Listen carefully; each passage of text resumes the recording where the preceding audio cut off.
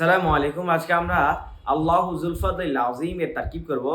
আমরা জানি আল্লাহ শব্দটা হচ্ছে বাক্যের প্রথমে দেওয়া আছে। কোন শব্দের প্রথমে যদি এসএম আসে তাহলে প্রথম অংশটাকে বলা হয় মুবতাদা। আর এই আল্লাহ শব্দটা হচ্ছে আমাদের সৃষ্টিকর্তার নাম। আমরা জানি সৃষ্টিকর্তা হচ্ছে আমাদের একজন। এজন্য এটা হচ্ছে নির্দিষ্ট আর নির্দিষ্ট কোন শব্দ যদি প্রথমে আসে এবং নির্দিষ্ট হয় তাহলে এটা মারিফা, আর মারিফা যদি হয় তাহলে এটা হয় মুবতাদা।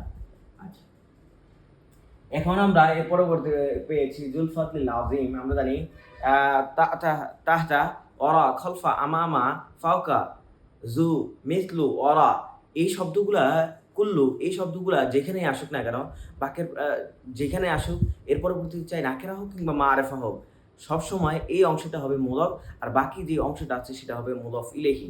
তাহলে এইখানে হচ্ছে আমরা জানি প্রথমে যেহেতু মুবতাদা পেয়েছি, পুরো অংশটা হচ্ছে আমাদের খবর।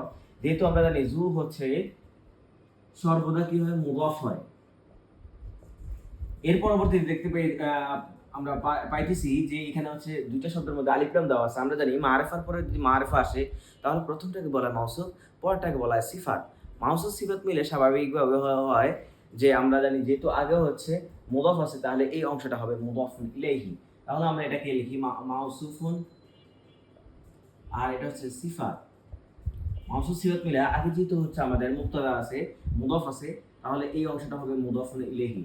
মুদাফ ইলাইহি আমরা জানি বাক্যের একটি অংশ, এটা কখনোই পরিপূর্ণ অংশ হতে পারে না। এটা যদি বাক্যের প্রথমে আসে তাহলে এটা মুবতাদা হবে, মুবতাদার পরবর্তীতে যদি আসে তাহলে এটা খবর হবে। যদি ফেলের পরবর্তীতে আসে তাহলে এটা ফাইল হবে, ফাইলের পরবর্তীতে যদি আসে তাহলে এটা মাফউলে বিহি হবে। আর হরফে জারের পরবর্তীতে যদি আসে তাহলে এটা মাজরুর হবে।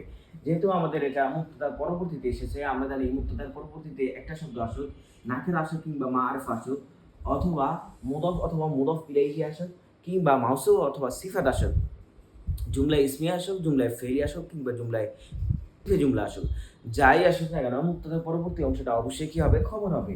এখন আমরা জানি মুবতাদার পরবর্তী অংশটা খবর। আমরা যেহেতু বাক্যটা এসএম দিয়ে শুরু হয়েছে, তাই আমরা জানি যদি কোনো বাক্য এসএম দিয়ে শুরু হয় তাহলে এটাকে বলা হয় ইসমিয়া, আর যদি কোনো বাক্য ফেল দিয়ে শুরু হয় তাহলে এটাকে বলা হয় ফেলিয়া। যদি আমন না এটা মানে তার যে উকুদ নিদা আট কসম তাজুব আফআলুল মাথি ওয়া জাম, আফআলুল মুকাররব দিয়ে যদি শুরু হয় তাহলে হয় এটা জুমলা ইনশাইয়া। যদি এসএম দিয়ে শুরু হয় তাহলে হবে ইসমিয়া ইনশাইয়া, ফেল দিয়ে শুরু হলে হবে ফেলিয়া ইনশাইয়া।